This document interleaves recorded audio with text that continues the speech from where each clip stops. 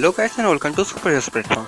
এই চ্যানেলে আমরা ডিসকাস করব সুপার হিরোজদের অরিজিন, তাদের সুপার পাওয়ার্স, স্পেশাল কিছু fun fact, upcoming super heroes মুভির ফ্যান থিওরি, এছাড়া সুপার হিরোজদের রিলেটেড কিছু অ্যামেজিং ভিডিও। তো চ্যানেলটা সাবস্ক্রাইব করো ও বেল আইকনটা টাচ করো।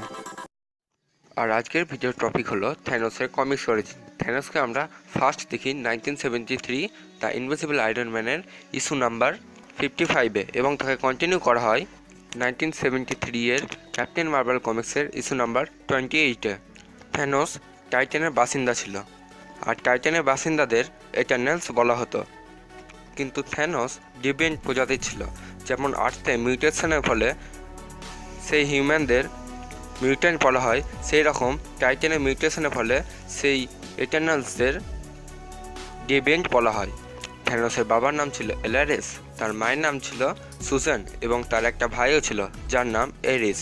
থ্যানোস ডিভিয়েন্ট প্রজাতির হয়, সব এটারনালসদের থেকে আলাদা দেখতে ছিল, কিন্তু তাও তার ওপর কোনো ভেদভাব করা হয়নি।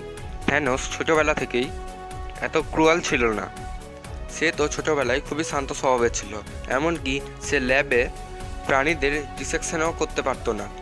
এরপর থ্যানোসের সঙ্গে বন্ধুত্ব হয় একটা অজানার মেয়ে।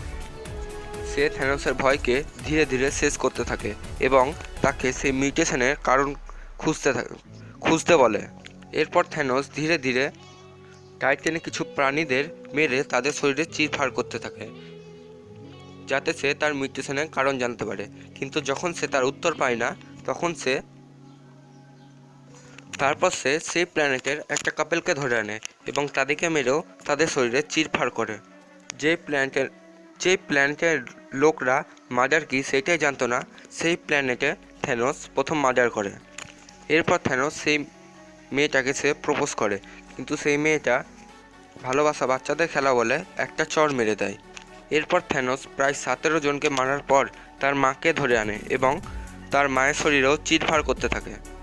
কিন্তু তাও সে যখন তার উত্তর পায় না, তখন থ্যানোস টাইটান ছেড়ে দেয় এবং বিভিন্ন গ্যালাক্সি ও প্ল্যানেটে ঘুরতে থাকে, যার ফলে তার পাওয়ার ও বুদ্ধি অনেক গুণ বেড়ে যায়।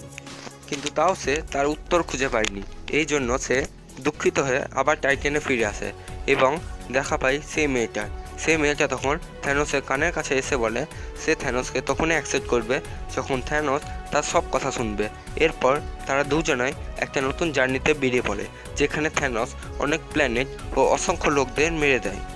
এরপর থ্যানোস জানতে পারে সেই মেয়েটা আর কেউ না, স্বয়ং ডেথ, যে থ্যানোসকে ছাড়া আর কাউকে দেখা দেয় না বা আর কেউ দেখতে পায়।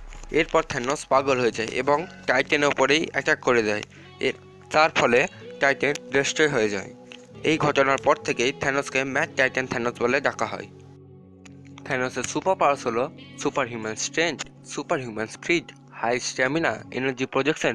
এছাড়া থ্যানোস একজন ইন্টেলিজেন্ট এটার্নাল, যার ফলে থ্যানোস যে কোনো সিচুয়েশনে থেকে সহজেই বেরিয়ে আসতে পারে।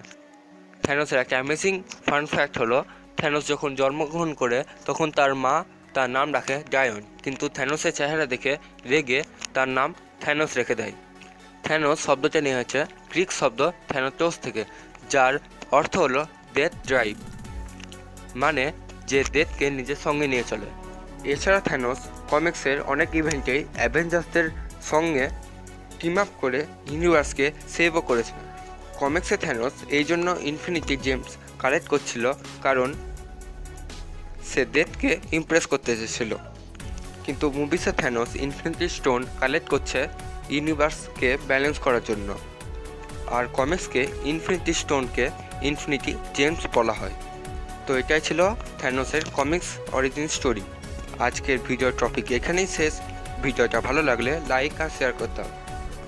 Thanks for watching my video, see you next time.